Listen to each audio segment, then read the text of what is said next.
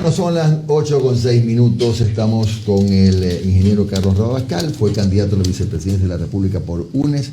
Bastantes cosas para hablar. Lo primero, aunque suene ya una pregunta de cajón, pero hay que hacerla. Las elecciones se ganan y se pierden. ¿Por qué se perdió una elección que no estaba para perderse? Después de una primera vuelta donde el resultado fue contundente, pero en la segunda vuelta las cosas no pasaron como ustedes lo esperaban. Muy buenos días, Jimmy. Muy buenos días, Alondra. Muy buenos días, Omar. Muy buenos días a toda la audiencia de Un Café con JJ. Qué gusto volver a estar acá. Y siempre es importante hacer, como dirían en comunicación, un post-mortem, ¿no? Claro que sí. Es tremendamente importante, más aún cuando faltando una semana eras ganador y se pierde en la instancia final. Y en la puerta del horno se quemó el pan. Se quemó la panadería, diría yo. No el pan, la panadería. Y hay que aprender de los errores. Yo creo que se cometieron muchos errores en la segunda vuelta. Entre el término de la primera vuelta y el inicio de la segunda vuelta, hubo un mes en que la campaña no tuvo capacidad de reacción. Y eso hay que reconocerlo.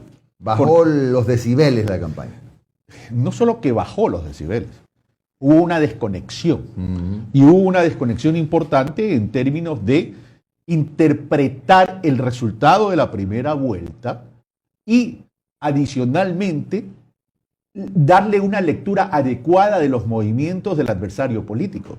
No solamente en términos de su candidato, sino en términos de a quién estaba contratando como consultor político. Claro, Durán Barba. Porque uno tiene que entender, tiene que darle lectura y tiene que interpretar cuál es la visión, cuál es el estilo de ese consultor político que además es muy conocido y que utiliza una matriz estratégica en sus campañas internacionales que la aterrizó acá en el Ecuador también. Con fuego se combate. Correcto. Entonces, ahí hubo una desconexión, una capacidad de reacción y debo también reconocer, y aquí no estoy criticando a nadie. ¿eh? No, y si lo critica, ¿cuál es el problema? Yo estoy aquí para hacer una autocrítica y para que aprendamos la lección. Perfecto. Y hubo en un momento dado un sentido y un sentir de triunfalismo que hizo daño.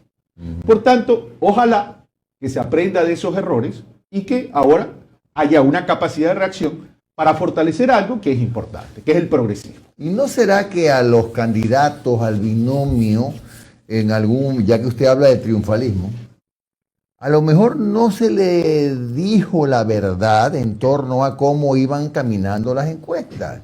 Capaz que 3 o 4 días antes ya no estaban por ustedes como se especulaba, 4, 5, 6, 7 puntos arriba, pero le seguían diciendo que estaban 7 puntos arriba. Me pregunto si ese no fue un problema para que ese triunfalismo nunca haya aterrizado en la realidad. Caramba, se está acercando el final, hay que hacer algo, hay que reaccionar porque las distancias se han acortado. Hubo una guerra de encuestas y esa guerra de encuestas también genera incertidumbre. Y yo creo que en ese sentido sí también se cometió un error, caer en el juego de las encuestas. Y bueno, ya los resultados se dieron, Jimmy. Ahora lo que hay que es borrón y cuenta nueva. Cuando yo digo borrón y cuenta nueva, no es olvidar lo que pasó. Claro. Es aprender las lecciones, pero hay ahora que construir y fortalecer el sendero del progresismo. ¿Y cómo lo fortalece ahora cuando estamos viendo, por ejemplo, que lo más probable, ya dije hace un momento, salvo erupción volcánica, terremoto o maremoto, no sea tan se va a dar? No, es que quiero decir, eso parece improbable, ¿no? Se va a dar un acuerdo político, un acuerdo legislativo entre UNES, el Partido Social Cristiano, un grupo de independientes que va a ser bastante grueso, y desde los burladeros, mirando las cosas, creo que no se quiere quemar, no se quiere meter en ese incendio, pero está y no está. ¿Cómo hablamos de progresismo en ese escenario, dígame usted? Pero es que son dos cosas, son dos cosas distintas que hay que comenzar a analizar. Una cosa son los acuerdos de carácter legislativo para establecer la estructura de la Asamblea Nacional Legislativa y otra cosa es la visión política e ideológica ciudadana del progresismo. Yo no he estado, yo recién acabo de llegar al país luego de un descanso que he tomado con la familia, por tanto no conozco todavía los detalles y no soy el vocero como para hablar de aquello. Pero yo he venido diciendo, Jimmy, que el país lo que requiere es encontrar causas comunes. Y dentro de esas causas comunes hay que establecer una agenda básica. Y la agenda básica en estos momentos de la causa común es generar espacios de gobernabilidad, de tranquilidad para el país, para poder ejecutar e implementar algo que lo venimos hablando desde hace mucho tiempo y que yo particularmente lo hablaba en la campaña, es darle prioridad a la vacunación. Porque ahorita tenemos que trabajar en tres ejes, o en cuatro ejes que son fundamentales para mí. Vacunación que tiene que ver con vida, que tiene que ver con salud, que tiene que ver con producción y que tiene que ver con empleo. Si nosotros no entendemos que la gobernabilidad, la paz y la tranquilidad en los próximos 100 días, que ha dicho el presidente electo Guillermo Lasso, para vacunar a 9 millones de personas, no tenemos que darle, si no le damos ese espacio, bueno, vamos a poner en riesgo la estabilidad del país. Esperemos que él pueda cumplir aquello que ha prometido en la campaña. Lo cual podría interpretarse como que es un acuerdo legislativo que a lo mejor durará hasta que empiecen a abordarse temas como privatizaciones. A ver, es que esas diferencias van a haber. El procesamiento de diferencias en el Ecuador tiene que existir. Tenemos que comenzar a procesar nuestras diferencias. Procesar nuestras diferencias va en dos vías. La una, ¿en qué nos podemos poner de acuerdo? Y la otra, en aquello que no nos podemos poner de acuerdo, por lo menos no seamos picapiedras, sino que argumentemos, construyamos debate y construyamos una forma de hacer política dentro de un marco democrático donde el debate y la discusión argumentativa, inteligente, con profundidad y con respeto, permita a la ciudadanía tener los insumos para que la ciudadanía saque sus conclusiones y entonces construya esos sujetos políticos ciudadanos que tanto requiere el país. Carlos, ahora, yo me pongo como siempre, y me encanta esta parte como abogado del diablo. Sí, veo, pero ahora es un abogado del diablo elegante. Ah, no, porque ahora ya dejó el suéter, el pullover, ahora sí, veo porque dijeron que me veía medio anciano. Ahora veo que modela una serie de sacos. Es que ya para bajarme un poco de unos añitos. Alondra, presidenta de mi club de fans, me dijo que ya no siga saliendo con su... Yo le hice caso. Bueno, y hasta casi se me hace olvidar la pregunta. También tienen que cambiarle la vestimenta al pingüino. Sí, sí le hemos cambiado. Bueno, no, Ávil, me está queriendo distraer de la pregunta. Bueno, Carlos, ¿cómo le explica, por ejemplo, cómo le explica el progresismo a sus electores que se hayan juntado en este acuerdo legislativo con los banqueros corruptos, con los evasores de impuestos, con los que mandan sus capitales afuera, y a la vez y al mismo tiempo, cómo entendemos que se hayan juntado ustedes con los que les han dicho financiados por la guerrilla, que convierten el Ecuador en Venezuela, delincuentes, prófugos, banda de rateros, etcétera, etcétera? ¿Cómo entendemos eso cuando hay que comunicárselo al elector? ¿Cómo le explica usted, dígame, Carlos? A ver, es una pregunta interesante la tuya. Y difícil. Tú haces siempre preguntas difíciles. Pero bueno, sobre eso, esas cosas es las que hay que conversar. Porque tenemos que verlo también desde la óptica de país, de ciudadanos. ¿En qué sentido? ¿Seguimos tirándonos piedras? ¿O llegó la hora de guardar las piedras y a partir de esas causas comunes privilegiar una agenda de país? Porque la crisis que está viviendo el Ecuador, mi querido Jimmy, Alondra y Omar, no es una crisis cualquiera. Esta no es una crisis como la del 99. Estamos hablando de una crisis que al Ecuador prácticamente se le ha apagado la luz. Lo que tenemos hoy que evitar es que se eche llave al Ecuador. Porque la pandemia, el COVID-19, no solo lo está llevando al Ecuador, sino a los países emergentes. Pero no estoy hablando de los países desarrollados que tienen capacidad de reacción. A los países emergentes, a los latinoamericanos, sobre todo, los están llevando a una especie de bomba de tiempo. Porque si la gente tiene en riesgo su salud y su vida, no hay producción, por tanto no hay empleo y ustedes no tienen los dineros en los bolsillos de los presupuestos familiares, la pobreza sigue creciendo y el desempleo también. Entonces estamos posiblemente, si no reaccionamos con madurez, con responsabilidad, pudiésemos estar frente a una explosión social. Y si a eso le sumas un ingrediente de la inseguridad que estamos viviendo, entonces tenemos que hacer algo. Y ese hacer algo es olvidarnos de los insultos, olvidarnos de las persecuciones y darle de nuevo el valor a la política ecuatoriana en términos de beneficiar una agenda de país que nos permita salir adelante. Carlos, usted dice, a ver, Pero no es obligación. Pero no me preguntes con una voz triste. No. Sí, Un poco, El aire, un poco el aire. difónico. Dices, a ver, hay que darle gobernabilidad al menos estos primeros 100 días para que cumpla con su promesa de 9 millones de inoculados. Esperemos que sean así, pues, ¿no? Los 9 millones, porque todavía hay la duda si son 9 millones o 9 millones de dosis, pero bueno. El tema es que... dijo 9 millones de ecuatorianos. Eso lo dijo en una campaña. Bueno, el tema va en que lamentablemente, indistintamente, digamos que la Asamblea les pone una espaladera, pues igual el país en estos momentos está en llamas. Sí, claro. Suben los pasajes, sube el combustible, sube el pan.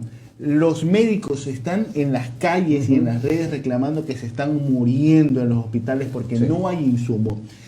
Hay un promedio, estaba revisando un hospital de Quito, un promedio de 10 fallecidos diarios porque no hay insumos para tratar a los pacientes COVID.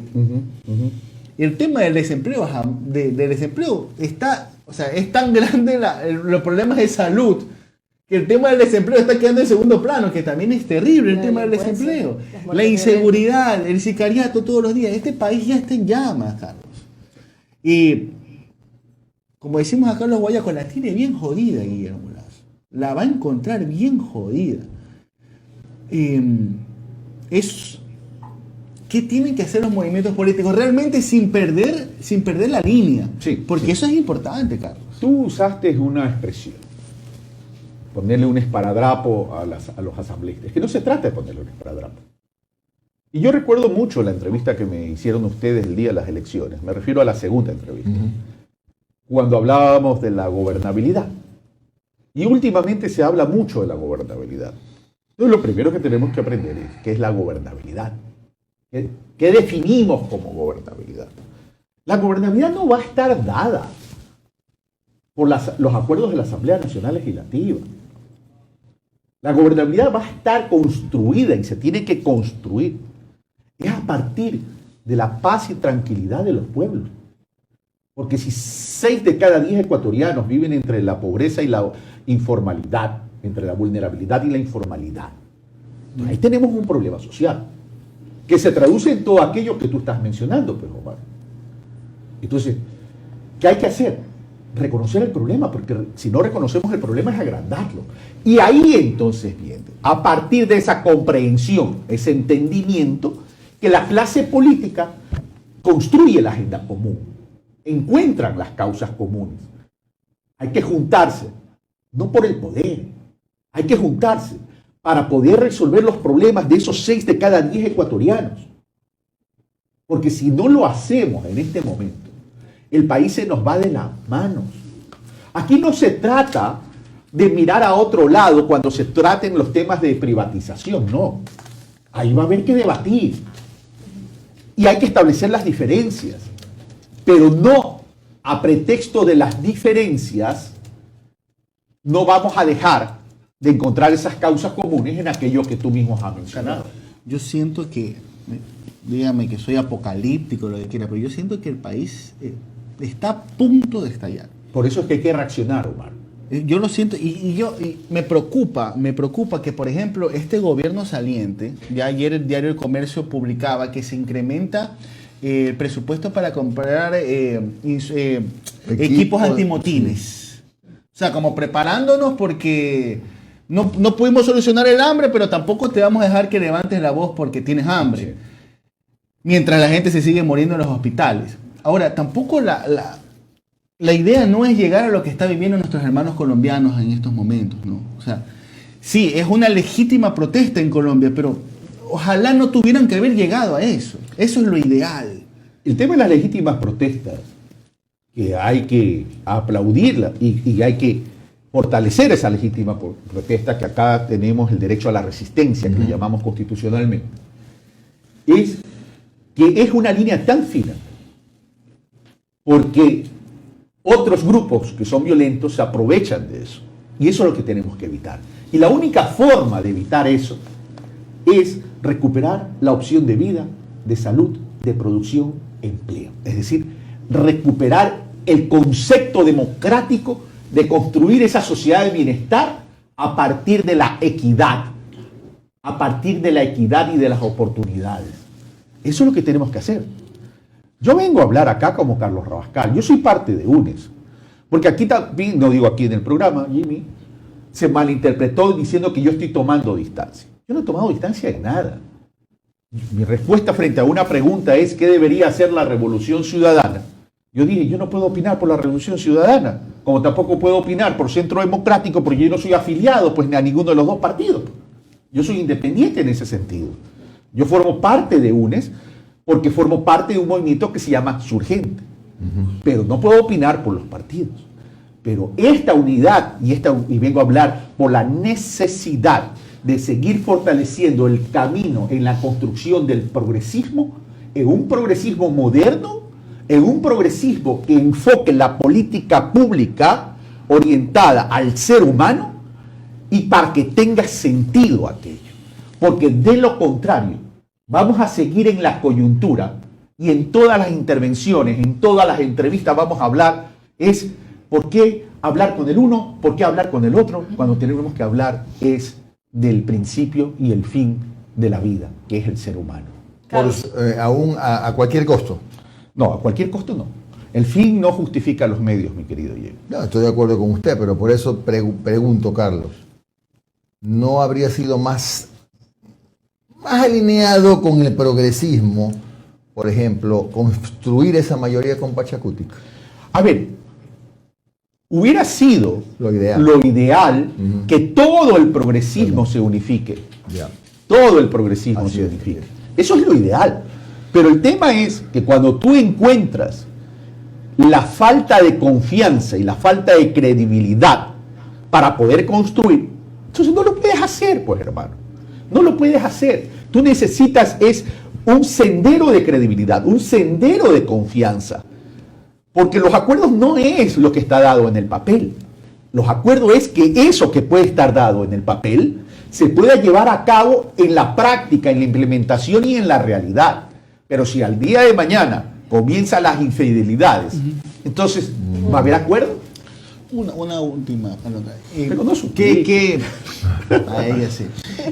Caramba. No, esto ya parece declaración de amor. Declaración de amor en verano en homenaje al vestido de Alondra. No voy a decir el término recomendación, pero si lo tuviera de frente Guillermo Lasso, que se está hablando ahorita mucho de puchica, mira cómo los correístas se están vendiendo en alma y cuerpo a la derecha.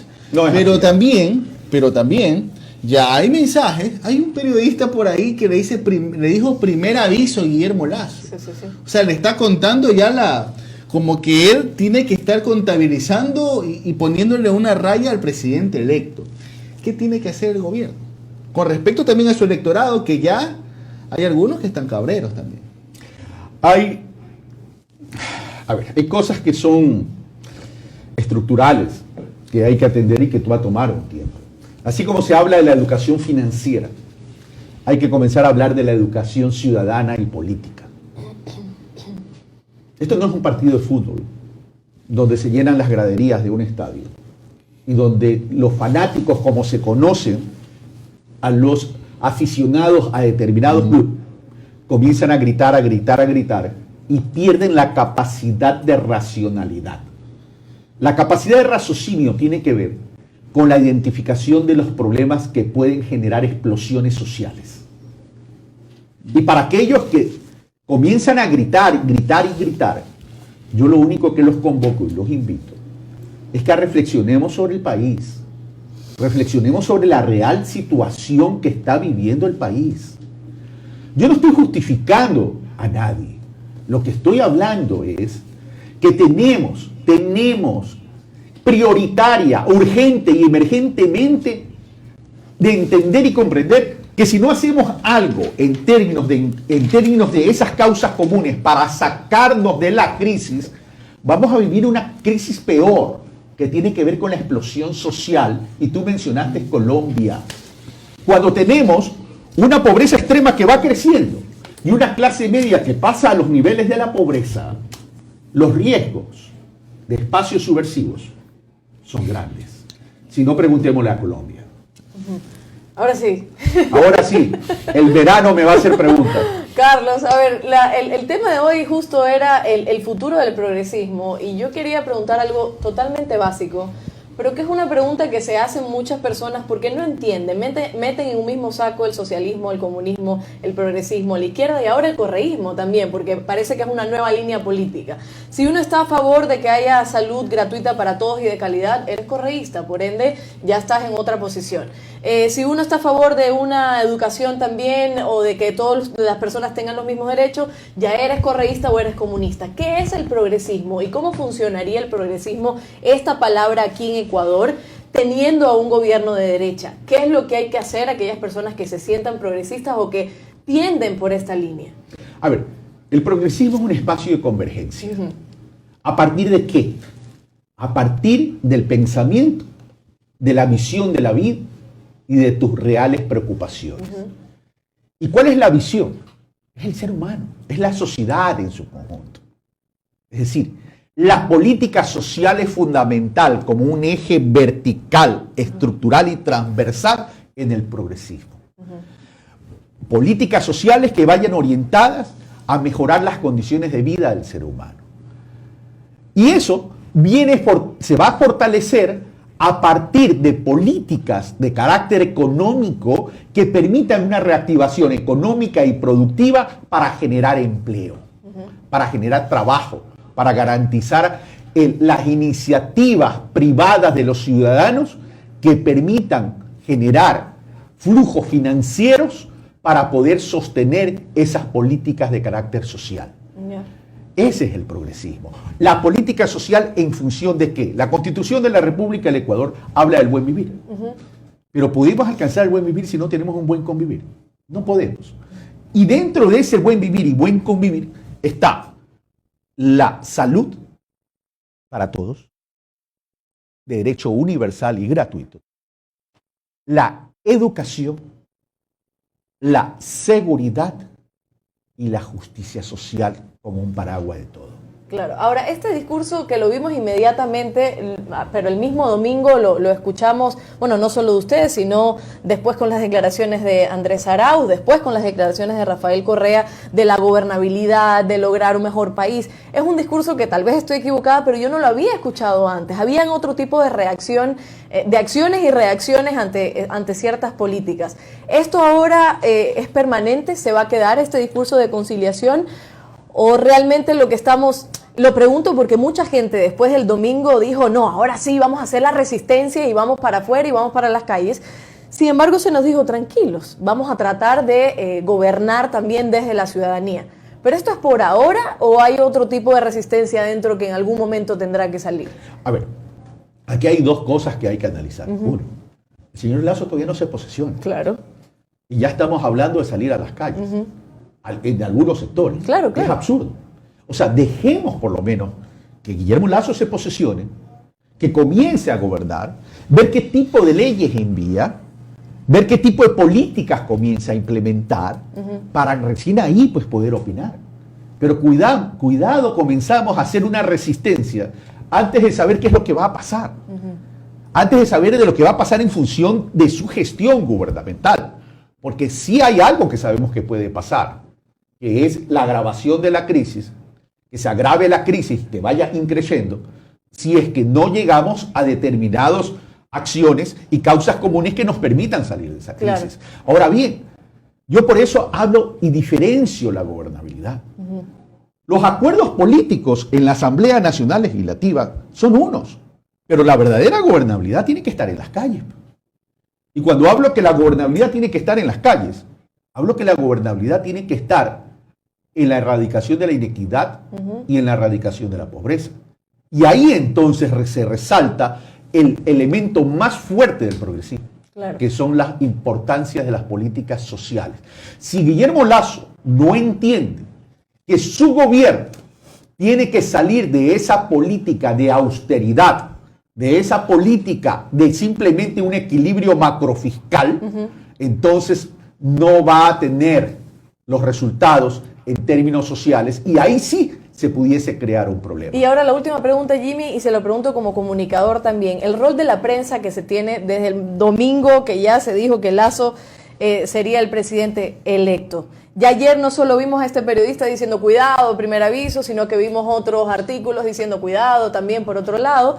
¿Cuál es el papel de la prensa ahora? Una prensa que también es amigable con el gobierno, una prensa que también se ve que está amenazante y que puede poner o no poner algunas leyes y algunas personas. ¿Qué rol nos toca ahora? Yo creo que en esto tenemos que aprender todos. Sociedad civil, medios de comunicación, me refiero a los dueños de los medios de comunicación, al periodismo, es decir, a los comunicadores y periodistas, ¿verdad? Y todos aquellos que hacemos vida en el país. Los medios de comunicación y los periodistas tienen que entender que no son los dueños de la verdad absoluta, que la militancia tiene que ver con la necesidad de tener un país pacífico y de oportunidades. Pero si esos periodistas o esos medios de comunicación insisten en prender fuego, en Argentina dicen, se está profundizando la grieta. ¿Sí? Cuidado, profundizamos la grieta, que va a crearse, como se dice en España, niveles de crispación muy altos, y después, cuidado, no vamos a tener los suficientes bomberos para apagar ese incendio. Para apagar ese incendio y para barrer los escombros. No jueguen con fuego. Tengamos responsabilidad por el país. No me han preguntado, pero sí me han preguntado por WhatsApp si voy a seguir en la política. Pero yo le iba a preguntar. Bueno, está bien.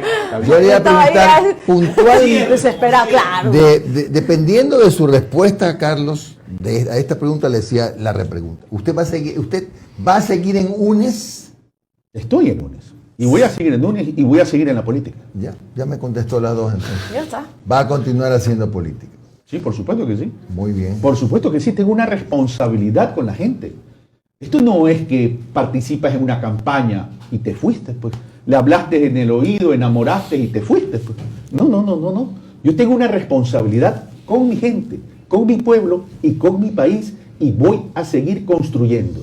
Pero mi estilo de hacer política es el equilibrio, la construcción, la energía y también la firmeza. ¿Usted, después de la elección en estos días, ha conversado con Andrés Arauz? Desde que me fui a tomar el descanso no he conversado. Con quien conversé fue con Rafael. ¿Sí? Pero en todo caso, mira, Jimmy, bueno, y tú me vas a entender porque tú has estado también en la arena política. Yo hice una campaña distinta y el pueblo ecuatoriano me lo reconoce. ¿Distinta Después, a la de Arauz o distinta a la en general, campaña en general. Ya. Después de ver las lágrimas, de sentir los abrazos, de sentir las angustias y la desesperanza, tengan la seguridad que mi vida no puede ser la misma, la de antes de haberme incorporado en la arena política. Por tanto, le quiero decir a ese pueblo que me apoyó y que confió en mí, que Carlos Rabascal seguirá caminando junto a ustedes. Muy bien. Gracias a Carlos Rabascal, ex candidato a la vicepresidencia de la República y que sigue militando en UNES por esta entrevista.